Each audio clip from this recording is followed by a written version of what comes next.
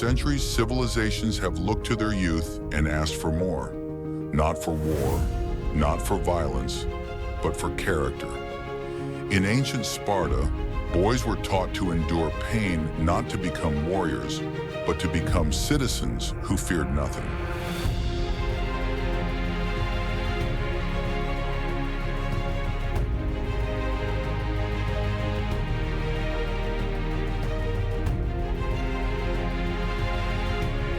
In medieval Japan, children of samurai learned silence, self-control, and unwavering honor before they ever held a blade.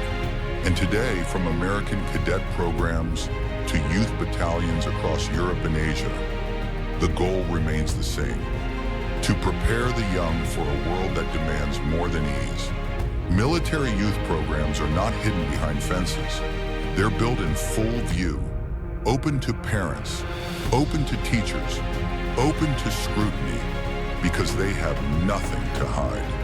What they offer is simple: a chance to take children out of the chaos and into clarity, out of distraction and into discipline, out of expectation and into earned identity.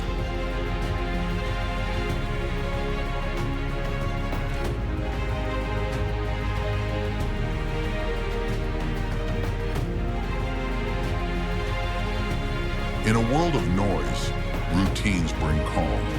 At 5 a.m., they rise, not because they want to, but because they said they would. They make beds with perfect corners. They eat meals in silence. They speak when spoken to. Each moment measured, each second deliberate.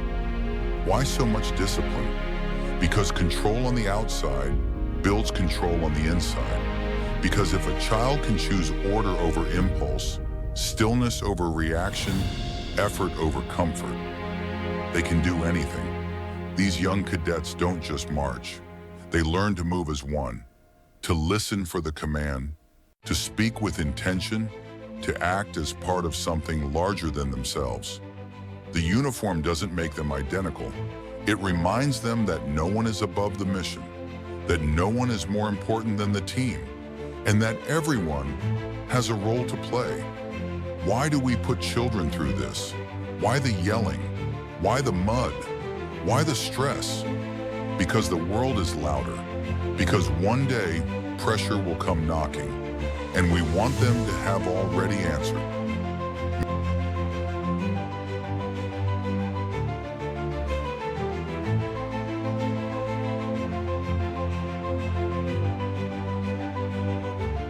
Military training is not about conditioning for violence. It's about preparing for life. Because life is hard, and it doesn't always come with warning shots. These programs teach kids how to stand straight when everything else is shaking, to keep going when others give up. They learn how to fall and how to get up without waiting to be rescued. They discover that being tired isn't an excuse, that pain isn't permanent, that weakness is temporary, and that behind every "I can't" is an "I just did." There's a moment in every course where the cheering stops, where the cameras are off, where the only voice left is inside. A crawl through gravel, a wall too high, a teammate who collapses, tears come, doubt creeps in, muscles shake. Some give up, but many find something else. They find breath in their chests they didn't know was there. They find fight in their legs when their arms fail. And more than anything, they find the strength not to win, but to finish. There's no trophy at the end of this. No medals for surviving the mud. The reward is the mirror. Seeing yourself differently. Not as someone who tried, but someone who completed.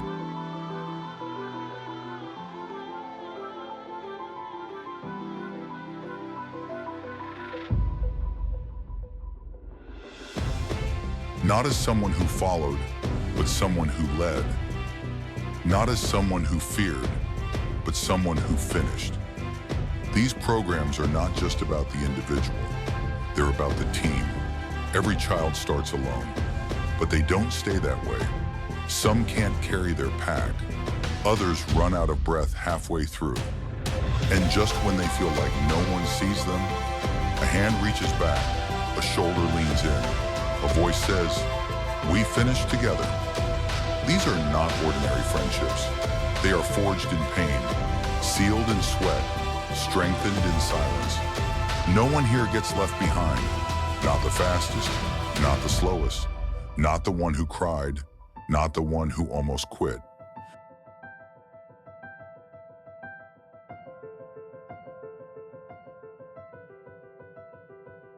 Because here, you don't just find yourself, you find your tribe. When the final morning comes, it feels like any other, but it isn't. The uniform is cleaner, the salute sharper, the heart heavier, but stronger. Parents watch as their child stands taller. Instructors see the faces they once shouted at, now smiling with quiet pride.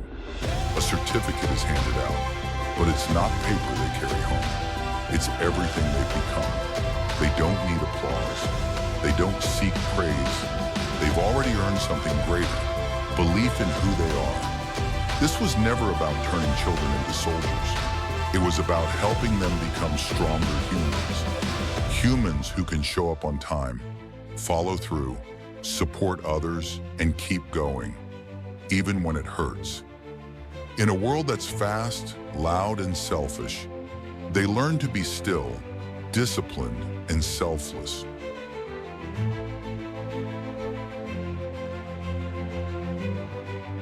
They return home not louder, but more grounded, not tougher, but wiser. Because this was not punishment. This was purpose. This was not control. This was courage. And this was never about breaking them down. It was about building them up. This is where leaders begin. This is where courage begins.